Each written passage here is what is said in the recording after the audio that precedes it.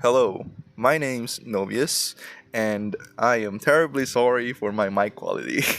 It is very scuffed because I am using a headset microphone, literally the worst of the worst kinds of microphone, and I'm using my comforter as a pop filter, so you just know how scuffed it is. Anyways, let's discuss Dispatch. Specifically, the baddie war between Invisigal and Blonde Blazer. Now, from the title of the video, you guys and girls are probably going, oh, he's a gooner that locked in on Invisigal the moment episode 4 rolled in. But no, I've locked in on Invisigal since the end of episode 2. And here's why. At the start of my playthrough on Dispatch, I immersed myself as Robert Robertson. Roberto and I became one. His choices are my choices, and etc. So when Blonde Blazer first appeared and saved me, I was hooked. Here comes this pretty woman who saved me from the Skittles gang, fixed my dislocated shoulder, and then took my sorry ass out on drinks? Yup, she has gotten my interest. And then Blonde Blazer and Robert ignite this chemistry between them. The conversation flows smoothly and we're just genuinely hitting it off. So of course, when the prompt to kiss her on top of the billboard appeared, I slammed that kiss button as fast as I could, and the resulting awkwardness made me giggle because the two of them are just cute together. The signals were all there. We're all firing from episode 1 to episode 2. But then the ending happened and it all came crashing down for me. The Blonde Blazer that we have been connecting with has a boyfriend. The music only heightened my danger sense because what do you mean she has a boyfriend? Now granted, I assume she didn't have one. That's on me. But that assessment was based on her answer from when Robert kissed her at the billboard. I thought she wanted to be professional about things since, SDN is a corporate entity, and because she wanted to hire me as a dispatcher, so, conflict of interest that's bound to be an HR violation. That's what I thought, and probably what Robert thought the reason for her panicking was when he kissed her. This point of view mine only got more solidified when she made us strip down at the conference room and the whole Invisigal interaction just I kissed her, you kissed me. The chemistry between Robert and Blonde Blazer is undeniable. That's a fact that a lot of Invisigal stans should also accept, but what I cannot accept is how she handled her breakup with Phenomenon. Okay, hear me out. Without the comic book context, I thought she broke up with him because of us. As narcissistic as it sounds, the timing made me sus. With context though, it's even worse. She made Phenomenon answer a question truthfully and then broke up because it wasn't the right answer. Bitch, please, I understand you want to settle down and be Mandy, but you couldn't even say that to his face? You had to tiptoe around it till you got his honest answer, didn't like it, and proceeded to break up with him without even giving him the chance to answer if he would have settled down with you. Which, based on his reaction to getting his heart broken, he would have. He's just that pure. My man got demoted, sent on indefinite suspension. And the only way he'd be back on the field is if Robert picks him for the Z team. Bro cannot be as more settled down as he is now, settled on top of Flambe's mangled car. How hard is it to say, I want to be Mandy, I want to settle down, Femplano man? I guarantee that boy would have been confused, but he would have tried his best to understand, to try out this settling down that she wants to do. Now, that's the first strike explained, and I could have left it at that, enjoyed my Invisigal romance and never looked back. But curiosity truly killed the cat because I just had to know how it would have turned out. And I was not disappointed because Robert and Mandy slash Blonde Blazer have that chemistry. The romance type shit that makes you giggle and roll around your bed, and the butterflies with your stomach? Yes. But it's just tainted for me. Like a good time ruined by the hangover. I couldn't commit myself to enjoying it fully without thinking about my homeboy phenomenon and his current affliction. And I know I could have chose Waterboy and let the man rot in the gallows, but the thought of that made me feel even worse. It made me feel like I was the bad guy. The NTR man that cucks the boyfriend because he can. I refuse to be that guy. Which brings us to the second strike. I refuse to be that guy. After that cute dinner we had with Blonde Blazer, which if you pick the ask her out to dinner on episode 2, how can you not think that she broke up with Phenomenon because of you? She could have asked us to go for a stroll or a movie or out on another night of drinks, but it had to be dinner because we asked her out to dinner and then we got cockblocked by her boyfriend.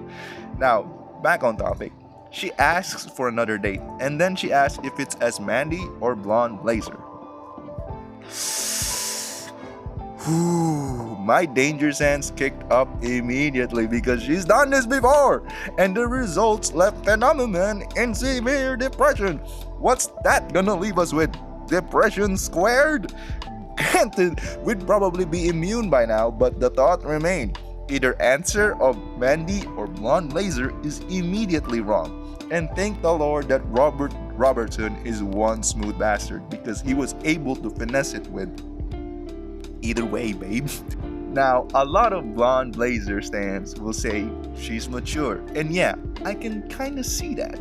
But if maturity means dealing with her shit, literally by the way, since she asked us to deal with a depressed boyfriend and feeling like shit, then I'd rather stay single, thank you. Which brings us to the third and final strike. She made us cut one of our team members from the Z team. Now I understand it's for gameplay purposes, I know, but her reasoning? I want to shake things up? Nah fam, the Z team has been around for how long and now they're cutting someone? All because of the breakup? Because there ain't no way that didn't also factor into the decision. And I just know that Sonar or Coop, whoever you cut, will come back to bite our ass in episode 7 and 8. I just know it. Without the rose-tinted glasses, it solidified in my mind that she's the boss and that romancing her is a bad idea in the long run. Now, I'm not saying that romancing Invisigal is a good idea because it's not. It's a very bad idea, but it's not disguised as a good one either. I know and don't even try to deny that a lot of us looked at Invisigal and either noped the fuck out or said, I can fix her. But it was a conscious decision to take the bad to turn it good. But Nobius, I hear you ask, what about the conscious decision to romance Blonde Blazer boy? Whoever romanced Blonde Blazer after episode 2 are bad men. Men with no honor to the bro code. These are the fugitives in our order that we must expunge. They are godless heathens. They would dive into anything without a single thought about their fellow brethren. If you are one of these men, then I'm sorry, but you gotta go. I'm sorry. It's just a minor calling to weed out the heretics. But I digress. Jokes aside, Blonde Blazer is great romance option if the boyfriend thing didn't happen.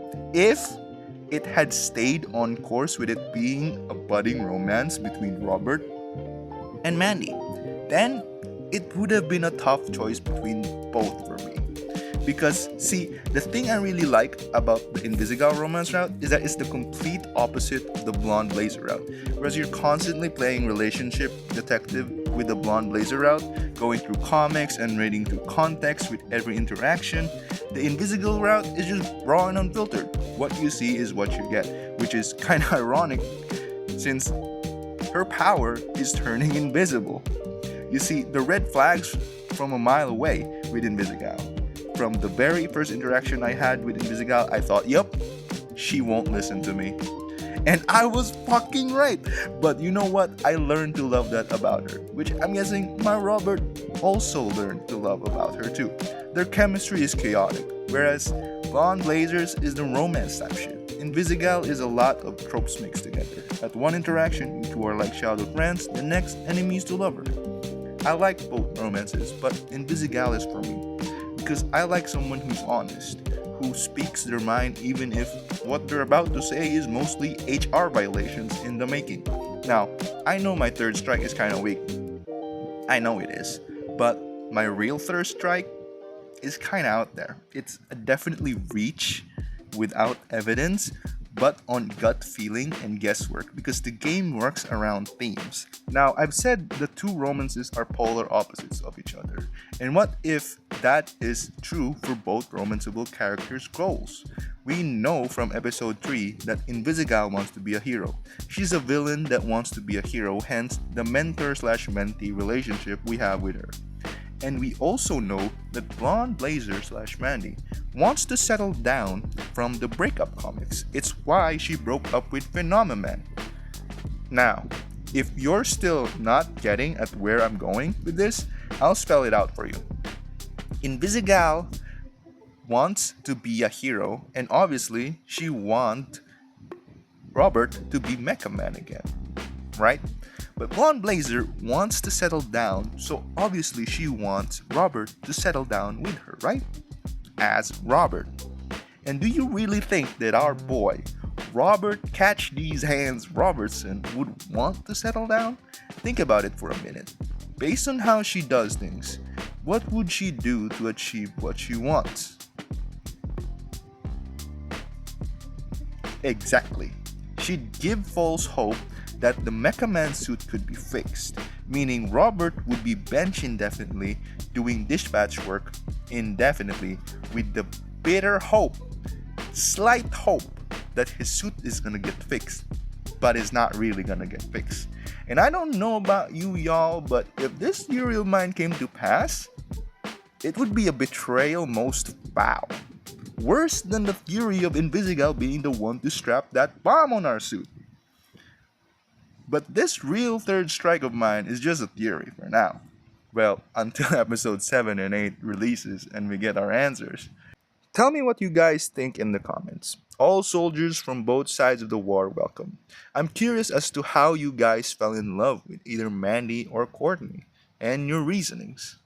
Because both sides are valid, honestly.